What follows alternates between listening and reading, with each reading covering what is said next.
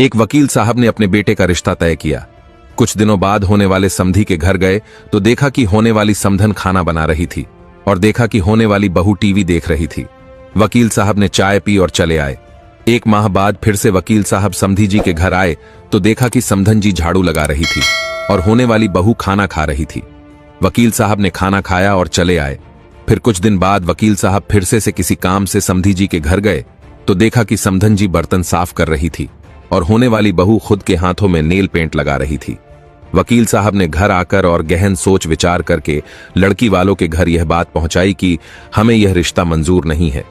कारण पूछने पर वकील साहब ने कहा कि मैं 3 बार समधी जी के घर गया और तीनों ही बार समधन जी ही घर के काम काज में व्यस्त दिखीं। जिस घर की बेटी अपने ही घर के कामों में व्यस्त अपनी मां की मदद ना कर सके, वो किसी और के घर में या किसी अपरिचित परिवार के बारे में भला क्या ही सोचेगी। वृद्धा आश्रम में माँ बाप को देखकर सब लोग बेटों को ही कोसते हैं, लेकिन यह भूल जाते हैं कि उन्हें वहां भेजने में किसी की बेटी का भी रोल होता है। वरना लोग शादी के पहेल ही माँ बाप को क्यों वृद्धा आश्रम नहीं भेज देते।